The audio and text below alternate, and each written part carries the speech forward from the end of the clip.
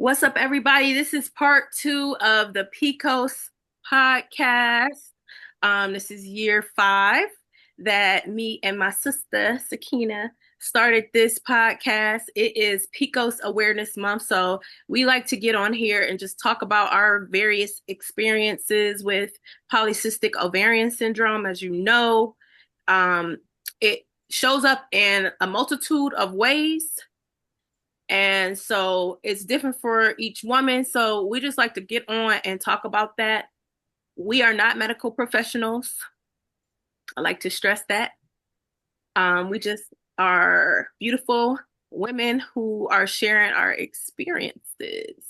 So, um, we had the lovely ladies discuss where they are now on part one. So you've heard from Corinne, you've heard from Nicole, you've heard from Sakina, and I want to introduce Shayla. And hey, girl. Hey. Mhm. Shayla, you want to tell us where things are with your journey now, in comparison to how things were for you last year? Okay, so from last year to now, I'm actually, well, they actually are trying to find something better for me because, okay, so what happened when I went to my last visit with my doctor, I was actually supposed to get on the injection shot. I was supposed to be on Zepbound, and I was on it actually for 1 month. And then out of nowhere, when I went to go get my prescription again, they were like, it's going to be 900 and maybe like $65. Whereas at the time, I was only paying $5 for it. And Mm. so they were like, you have to call your insurance. So when I called Blue Cross Blue Shield, they were like, if you don't have diabetes, then we're not going to cover it because we no longer cover the injection shots. So my doctor was trying to fight it, and they tried different options, and none of those options were working. Basically, Blue Cross was like, "We're not going to cover it." So they were like, "We can go ahead and do the pill," but I didn't want to do the pill, so I just went ahead and brushed that program out the picture because I'm like, I want the injection. If that's the case, I don't want the pill. I kind of did more research on the pills, and it's not as effective as the injection shot. So they set me up this whole year with a dietitian, an endocrinologist, and pretty much, like go back and forth with like my OBG and my primary to try to figure out what else we can do. So right now, I'm supposed to be on a special, I'm not going to necessarily say diet because they hate to use that word diet, but they having me use this program where I log in my food. They want me to do like a calorie deficit to kind of see if I can monitor to help lose weight, and go from there because my weight has went up more than it did the last time. Another thing that they did, I actually have a consultation coming up. I have a breast reduction that's going along with that, even though I know that don't have nothing to do with PCOS, but since my weight has, fluctuated, like I am extremely top heavy. And so, with that being said, I have like bruising, and like other little things going on, like in the shoulder area, back pain, etc. Um, and then other than that, everything has been the same. I still have the hair and the chin. I still get marks from picking on it. I do the waxing, but I'm telling you, I think the hair come back the next day. Uh, Really, I think that's it. Mine is mainly just weight gain, the hair under the chin. I'm kind of being more insulin resistant, so I do have to watch because I am pre-diabetic. And they said the weight gain also is a part of water weight. So I was on a pill at the time for the water weight, but since I work government and they're big on, not saying they micromanage you going to the restroom, but there's so much going on. I don't try to even take the pill because I'm going to the restroom like nonstop. I'm just being honest. I go back and forth, and that's a lot as well. So, I mean, that's pretty much that's been going on with me from the weight gain to, the hair that just will not disappear. Oh, and then one more thing. I think that I noticed a hair change. I feel like my hair is still thick, but it's still brittle and thin in areas, if that makes sense. It's like a mixture. Hmm. So they also say, just try to change your way of eating. I do have like oils that I've bought from other places that's supposed to help with hair growth, but really your diet is what's going to make the difference. So That's pretty much it that's going on in my PCOS life, my PCOS life. Gotcha. Thanks to everybody who's shared, because I know this is not always easy for people to talk about these things, some of which are very, very private things, some of which are very embarrassing. Hmm.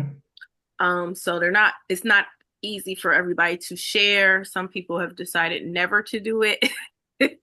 Some people like me, I'm like, look, this is what it is. Right. It is what it is. So Yeah, it is what And it it's is. Do you know? it's important for us to share this because there might be other people out there that's like, I don't want to talk about this ever, but just seeing people that they can relate to would maybe help them to be more comfortable with themselves and what they're going through, yeah. knowing that there's other people that's going through the same thing. Do you Hmm. more celebrities are starting to come out about it? I Yep. saw I that. I saw it on see. Instagram. Yeah, like Yes. Victoria Monet, Chrisette Yes. Michelle. Lori Harvey. Lori Harvey. Harvey. Yeah, Lori Hart. hmm I was shocked Wasn't, to hear didn't about Lori Kiki Harvey Palmer stuff. say that too? Yeah, Oh, Kiki Palmer. Yeah, Kiki I Palmer? didn't see her. Oh, okay. mm-hmm. it was a lot. And do you realize there are all a lot of women of color? Mm-hmm. Hmm. They said Yeah. it's prominent. It's prominent Black people, Wonder and if Yeah. that kind of made me that's of our wonder diet too. and what we're used to eating. I was about to, and that kind of made me wonder because my mom, now that I'm thinking about it, my mom had a lot of the symptoms too. Like she grew like chin hair, and she was like heavy. She had trouble losing weight too, and unfortunately, she passed at a young age. Back in 2005, but she had a lot of the symptoms now, and I'm curious if she had it and just didn't know it. I didn't have when I first found out about it for several years, I didn't know anybody in my family that had it. But most recently, Mm. someone that's very, very close, who recently came in my life, um, found out she has it. And so I was trying to talk her into getting on the podcast, but um, yeah. So now I'm able to kind of maybe track. It still don't make no sense to me because everybody on that side of the family, the math ain't mathing. Mm. Mm. Person's very close, so it's like, okay, I know where Right. it came from. But so it's kind of interesting how that played out. And some people really have no clue that they have it.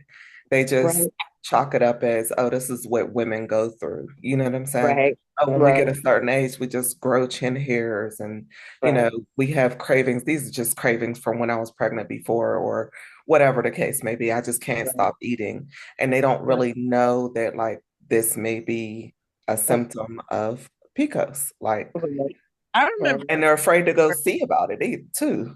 I remember right. some of my family members would always be like, "No, you're just eating because you're just greedy and fat." Like, Hmm. and I had PCOS and I had a thyroid issue. I had no idea. Mm, Like, right, I couldn't even understand. So, Listen, right, to have symptoms like a pregnant woman with no baby. but no baby. right, And right. then when you explain that to people, people are like, that don't make sense. Nope. No, if you really can just understand where I'm coming from, it makes a lot of sense. My cravings are Mhm. ridiculous, but yeah, there's nothing in there.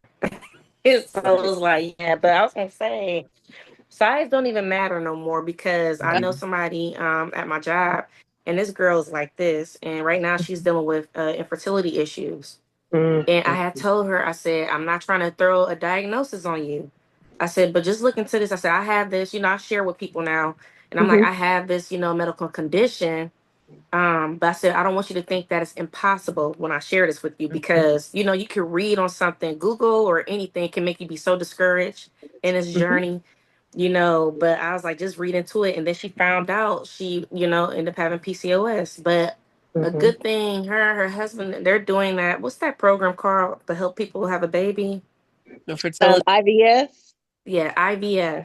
And it actually is working right now. So Yeah. they just inserted the egg. So hopefully, I'm praying for it too. I hope that, everything goes well with her. But I've been through that. That was gonna say another thing that I've been through where I've been pregnant twice and wasn't able to keep the child. It was either save me or I don't exist no more. So it was like I Mhm. had to go through that process, the ectopic Mhm. pregnancy. And so, I share my story every time I can because I'm like, at this point, it's not even about weight gain no more. It's just about other things. Like I said, from it's just a lot. It's a whole list. It's too much. I always promote like people talking about it because honestly, that's how me and Sherelle became friends. Like Okay. I was always open, very open about it because I just wanted people to understand the condition. And, if you have it, go see about it. Go talk to somebody, if you, Yeah. and to know that you have a support person who's been through it. I was diagnosed with it formally when I was 23, but Hmm. when I was 19, this is before I even like, knew anything about anything. They told me that I was infertile, not infertile. They told me I ovulated very rarely. And basically, they told me that I had PCOS, but I didn't know the formal title of it until I was 23 when they were like, you have PCOS. Ah. So going through it so young, it was kind of like I was looking for people in my family, like, hey, do you have this? Do you have this? Because they said it was hereditary. And Hmm. there are some people in my family that do have it, but my biggest the biggest way I would be able to accept it was to talk about it. So I just started talking about it to everybody, Right. just because like a lot of people don't know about it. And you know That's what? And see, when I got diagnosed, it was like 2006, maybe, when I was trying to have a kid.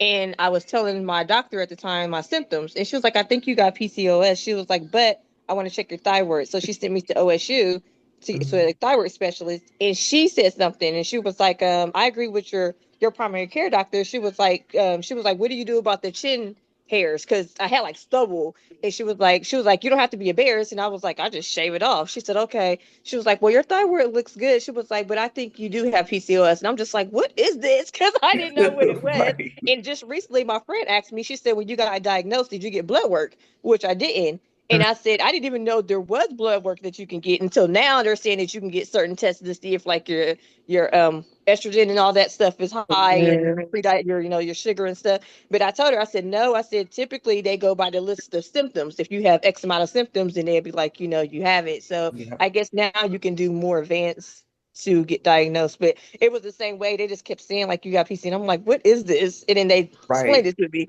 because I didn't know what that meant either. So When I was 23, actually, I was at the gynecologist's office and I was going to go take a test to see if I was pregnant. And I seen this book and it was titled PCOS. And I'm like, what the heck? So I'm in the waiting room reading this book. I'm just like, read oh, it. I got that symptom. I got that symptom, you Right. know. And after that, I just dove right into it. Like everything, I was reading all about it.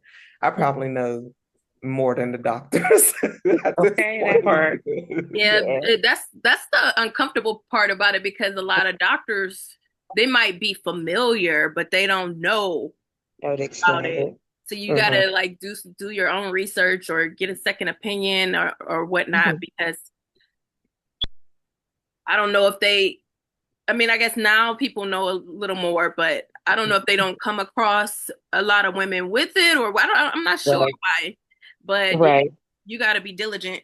And I'm gonna use that to segue because usually we start the podcast with what PCOS is. Mm-hmm. I was trying to share my screen, but I was failing. So I'm gonna read some stuff.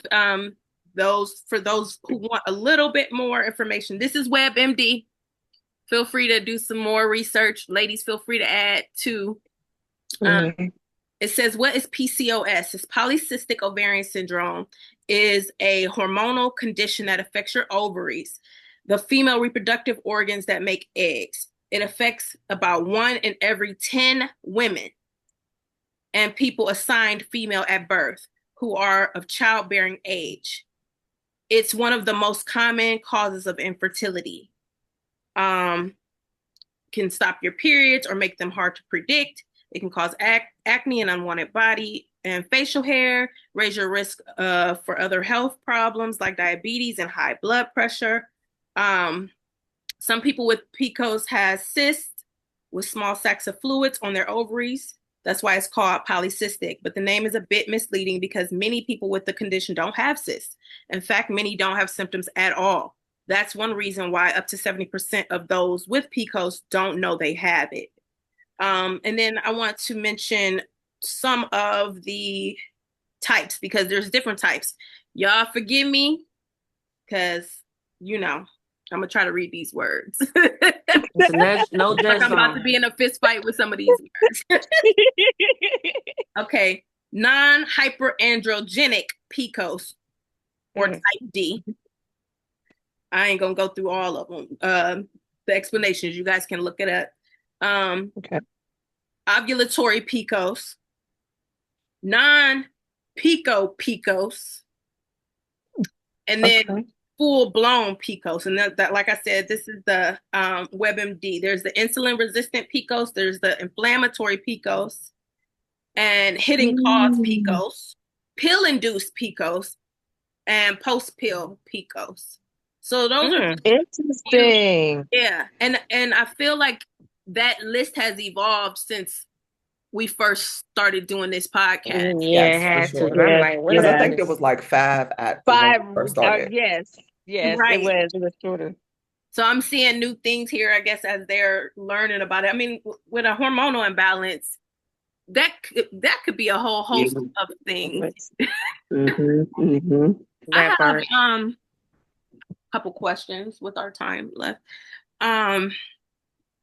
What are you using that you find helpful or not? Also, what are you doing for mental health when it comes to polycystic ovarian syndrome? As we mentioned, it could cause mood changes. What are you doing for mental health? What are you telling yourself? Things of that sort. What are you telling other people? I'll go first, I guess. Like I said, Manjaro has been very, very helpful for me with losing weight, with managing my mood, with managing my cravings. I feel more in control of myself, even though now at this point, cravings have come back because I'm 2 years in. But I feel more peace in my mind. I still feel like I'm able to manage and maintain better than I was prior. So I feel like Manjaro has been a very big one. The norethindrome birth control has been very big with maintaining my period. I don't have one no more, so it's not ruining my life because it was coming so often. It was almost as if it was 2 times a month. That's how long they last and how often they would come. So that's been helpful. As far as okay, so I find this to be both helpful and not helpful. There is the group on Facebook, the Polycystic Ovarian Syndrome group. That is helpful because you have a community of people that have the same issues that you have, and they're sharing different things that work for them, and they're talking about some of the challenges like the PCOS, belly, infertility. Like, hey guys, I was able to have a child. Hey guys, I wasn't. So I found that to be both helpful and not helpful. I'll say not helpful only because it's constantly being put in your mind with your algorithms. So like I could be just having a regular day, not thinking about the fact that I've never had a child and I'm almost 40. And here I scroll down and I can't have a kid, y'all. I'm crying, blah, blah. Or I scroll down, I got pregnant, y'all. We've been trying for this many years. So it can constantly be a reminder when you're just trying to go with your day. So things I tell myself, one day at a time. That's it. Well, right. Corinne, what have you been using that has worked or not? And then how are you dealing with your mental health through this journey? I'm not currently taking like any vitamins or anything. That's what I was going to ask y'all because I wanted to know if anybody was taking anything, supplements. I drink tea and stuff like that. Mental health, I listen to I listen to a lot of instrumentals, jazz music. I like candles. I wake up early in the morning before Chris and Lovely get up because once they get up, it's like tablets, phone, it's like loud. So I try to have quiet time in the mornings before work. Recently here, the past week and this week, I've been doing prayer walks. So I'll get up and I'll do devotional stuff, and then I'll walk for like 15 minutes, and I'll record myself saying a prayer. That's been helping a lot. Um, and that's Well, about that's it. a good one. I like that one. Prayer walk. Hmm. Actually, I got Oh, that from a I got that from there's a Christian content creator on YouTube that I follow, and she said that's part of her how she deal with mental health. She has a treadmill, so she just goes on her treadmill and do prayer walks every morning, and I'm that gonna have starts to her really day. try that one. I think I'm really gonna try that. Yeah, so it's been helpful. It's really been helpful. So I've been enjoying that. But other than that, like I said, like at night, I'll take a shower. I like candles, turn on. Like I love the rain, so I'll turn on YouTube like the thunderstorm like videos and like listen to the rain and stuff. So just little things like that. But as far as like taking things, I haven't been taking nothing. But that's what I was going to ask y'all. Was there anything that y'all supplement wise, tea wise, herbs or anything that's helping? All right, Nicole. I feel like I'm taking vitamins because I had the sleeve surgery 4 years ago. So I constantly take B12 pill, vitamin D, calcium pills. Um I still take the prenatal vitamin even though I'm not pregnant. But it has like everything I need in it. I also started this Mary Ruth vitamin. I started taking that recently, and I noticed that's helping a lot with my arthritis for some reason. I don't know why, but I noticed a lot of knee pain has been going away when I started that Mary Ruth. I don't know why. But I'm also just the Morena, the Monjaro, those things. What are you doing as far as the mental health piece of it? I was seeing a therapist, but I no longer see a therapist. I was seeing her for it was almost a year or two. I was seeing her, but I've learned to cope and do things on my own. Like I do read the Bible here and there. The prayer walk thing, I definitely think I'm gonna try that. But mental health wise, I do think I am gonna start getting back into the gym because mentally that helped me out a tremendous amount. I just got to figure out to find in the time because now my daughter plays sports, so it's been kind of hard to get back in the gym. But that's one thing I really loved regarding the injection. I always worked out. I always had a trainer. I always stayed in the gym. So that's one thing I really mentally want to get back into. Sakina. So I just started taking these like a month ago, and I haven't really noticed a big change, but it's these. I ordered it off of Walmart. Oh, I seen those before. It has folate, chestberry, and a whole bunch of other stuff. Magnesium, some stuff I can't pronounce. Ashwagandha, Bayer, no, I didn't want to try that. Bitter melon. Um, so yeah, this is supposed to be good for PCOS and insulin resistance. Also, me and both Sherelle, she has started taking them for a minute, but we found this on TikTok Shop, and it's just a tincture or however you say it. Um, it kind of tastes like apple cider vinegar. I mean, apple cider. And it helps control your insulin. Uh, what else? I've been drinking a lot more water. I did start putting lemon back in my water a long time ago. It helped me lose weight. So I've been doing that. And I just started seeing a therapist 3 weeks ago. So that's what I'm doing for my mental health. Not just for the PCOS, but for, life, because it'd be life. All right, Shayla. Yes. So right now, I mean, obviously, I'm on a birth control as well. I've been on it for quite some time. I took myself off of it, but what happened is I will get on like my cycle for like 3 months straight, and they were concerned that if it got too bad, I would have to get a blood transfusion because it became heavy bleeding instead of light. So they put me back on a different birth control to basically have a monthly, and then basically, birth control will limit it how long you'll be on it. So that has helped. Um, Other than that, like I said, I got to get back to my changes because when I did keto, I will say this, I did keto for a whole year. I lost a lot of weight. I had a lot of energy.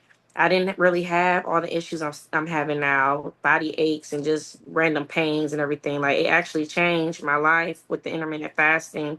And I already intermittent fast. I don't eat after 6, but I think I am going to start back to keto, even though some doctors don't feel like you should. But they also, some of them say what works best for you is what you should do. Hmm. Um, and then as far as my mental health, I have to get back to it.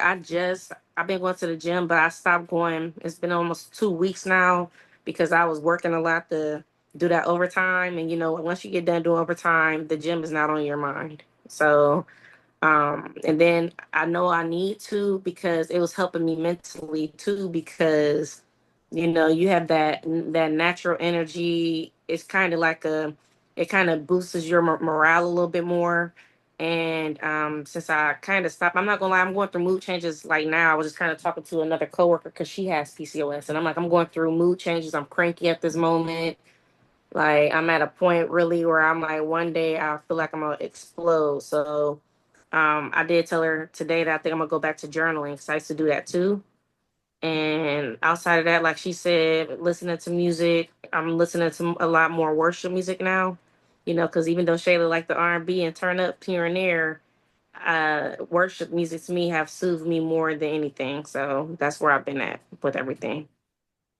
Um, just listening to you guys, you reminded me of some things. I do work out um at on my lunch break.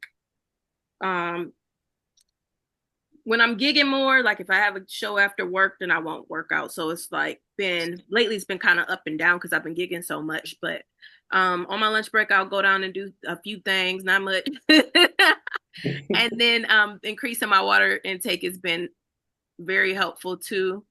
And I'm glad you mentioned like the music that you're listening to because that's a big one, like what we're feeding ourselves Hmm. Oh yeah. all the time. That's a big one. And I was seeing a therapist regularly, but now it's kind of like random maintenance doses when I'm feeling unbalanced or just need to get back. A lot of times, like I said, lately I feel more in control in the past 2 years. But I do have my therapist and I'll schedule with her when I need to. Hmm. So we have 8 minutes. Is there anything that anybody forgot to say, want to say? Any tips y'all want to give anybody? I do want to say, ever since I started the Monjaro, my mood change has completely changed. I was crying all the time. I was crying, very emotional, did not know how to balance my anger, my moods. I was always sad. But since I got the sleeve surgery, I honestly feel like that helped me like 80% change my mood. And then the injection kind of completed it because I'm not crying nowhere near as much as I used to be. I'm like, I feel like I can balance my mood. Like I was seeing my therapist weekly to where I got to the point to where I was able to like know what to do when I do get into those moods. To where I had to step out in the room, I would go listen to worship music in my car just to kind of clear my mind. But the sleeve surgery completely changed my life. If I wish I would have done it sooner. I've heard people say that too. Heard Like people. completely changed my mood to where my doctors are saying like I don't think you'll have a problem having a baby at all. Hmm. But you Oh should wow. still you should still go to fertility because I can't get off birth control. They don't want me to get off birth control at all because of how much I was bleeding. Did you have the sleeve before your second baby or after? Before my second baby, I had the sleeve surgery, and then 6 months later, after I had the surgery, I got pregnant. after trying for not, For my child is 10. Well, she was 10 at the time when I got pregnant. So 10 and 2. yeah. I've heard of that before. I know So some Wow. I people got who's pregnant addicted. literally within 6 months, but within that 6 months, I had a miscarriage. And then I got pregnant right again. Gotcha. We got a little under 6 minutes. I know Shayla, you had something else you wanted to say. Yeah, I was going to say real quick, another thing that for my mental health, even though I don't get a dime for it, I joined a community choirs like years ago, and I just got back into being with them because I don't know, it changes my whole day. And then on top of that, it's not the normal choir because we're even though we're black, you know, we're doing opera and other things that I used to do when I was younger. So it's like that's another thing I kind of helped me, get back on track as well. So it helped me mentally with everything. So go ahead if anybody else want to share. Any final word? One thing I forgot to tell y'all, one thing that I am using too is a meditation app called Insight Timer. It's a free meditation app. So that I use that too in the mornings or at nights. And then also if y'all want to do home workouts, I follow Mr. and Mrs. Muscles and Juice and Toya on YouTube. They're two married couples. So that's two channels that I follow. I do home workouts using them and they're really good. All right. Period. Yes. Right. Any final words additional from anybody? Well, I want to thank y'all for coming I was through gonna say to here. everybody that ended up watching, don't be ashamed. I was gonna say, don't be ashamed of what you're dealing with, and please reach out to people. Don't bottle it in and feel like you're by yourself because you're not. So that's go ahead, Sherelle. That's And a if you big don't have anybody to reach out to, you can reach out to one of us. yes. I'll be tagging us in this and sharing it on social media. Like I said, we do this once a year in honor of polycystic ovarian syndrome month, which is September. And I'm glad we started this. Like, it's been really, I don't know, enriching. Mm-hmm. Yeah. That Like a part. sisterhood. Yeah, and it's freeing to talk about it because, like I said, when you when you hold things in, sometimes it keeps you bound. So for me, it's freeing to be like, no, this is what I'm going through. Because the people will think, as far as goes, people will think, oh, you just like you said, you just eat a lot, or you just don't care, or you're big because of this. No, you don't have a. Oh well, what did you do so great because you don't have kids and you're almost 40? Like, listen here, Right. that Mhm. ain't how this works. Don't forget those words of affirmation. Big one. Y'all gotta Yes. speak life over yourself. I got to the Mhm. Yes. point I'm tuning out everybody else. No, Yes. I'm this, I'm that. Don't forget those guys. And you can Yes. change your environment because sometimes you're in an environment that is just negative. People are, and you might be used to it. You might not even see it. You see it as people being just cautious, and sometimes they're speaking fear or insecurity in you. Yep. So those are some things, those are some life tips. Once again, we are not medical professionals, so please seek someone professional, but we are survivors of polycystic ovarian syndrome, and we are all on this journey together and separate. But anyway, Yes. thanks to Corinne, thanks to Nicole, thanks to Sakina, thanks to Shayla. Once again, my name is Sherelle, and I'll see y'all next year. Bye. Bye. Lovely. Hey, lovely. Hi, girl.